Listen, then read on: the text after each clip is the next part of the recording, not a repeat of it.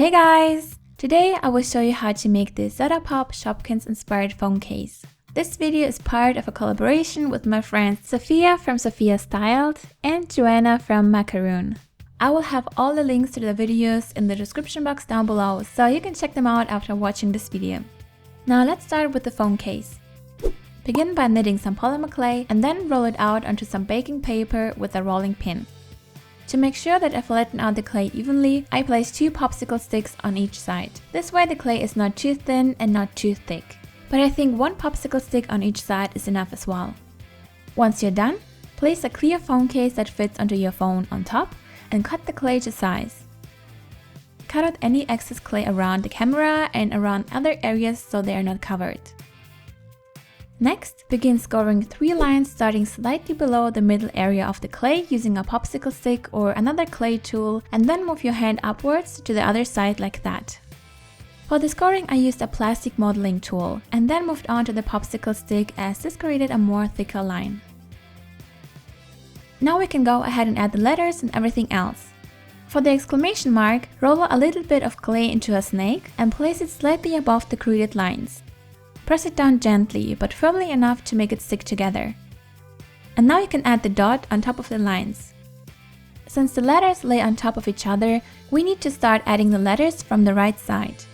To create the letter P, mold some polymer clay in a teardrop shape that is upside down and then carefully mold the corner of the letter.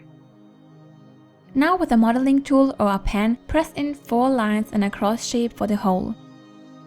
For the letter O, just roll a little bit of polymer clay into a ball and press it down but overlap the P just a little bit. Add the cross as well and then add another P slightly on top, but this time a little bit lower following the lines below.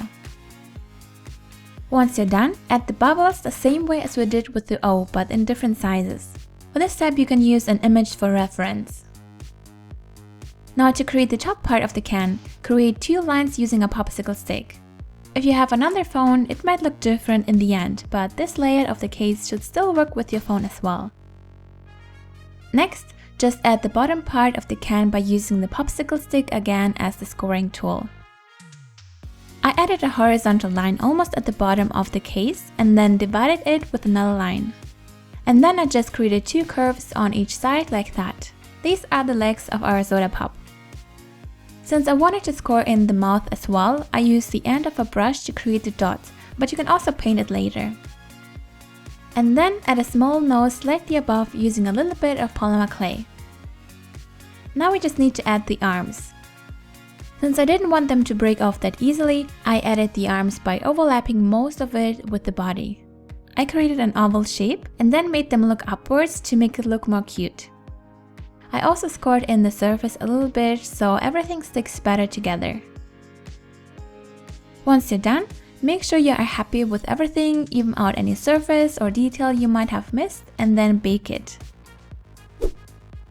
After it's fully hardened and cooled down after baking, we can paint everything. Start by painting the upper part using bright green acrylic paint. Try to avoid getting the color onto the letters and everything else that is going to be pink.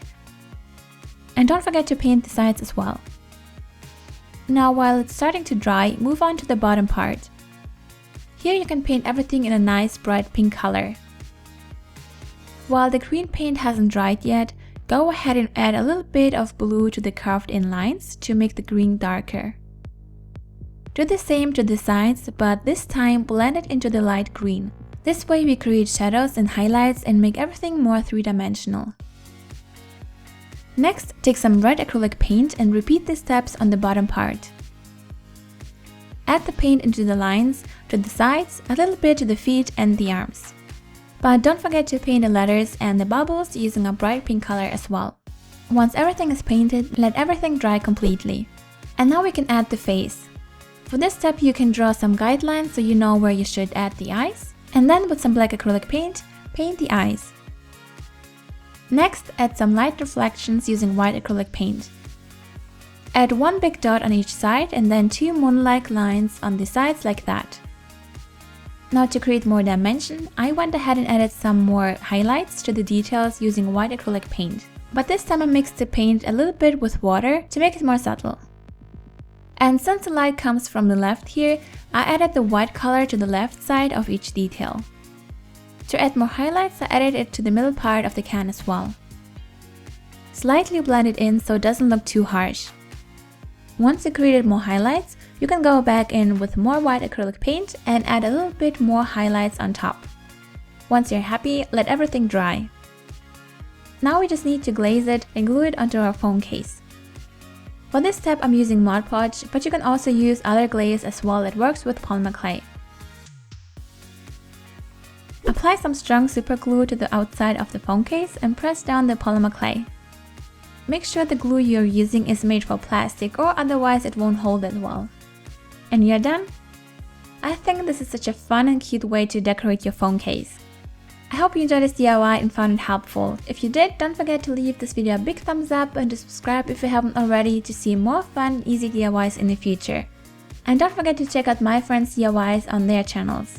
Thank you so much for watching, have a wonderful day, and see you next week!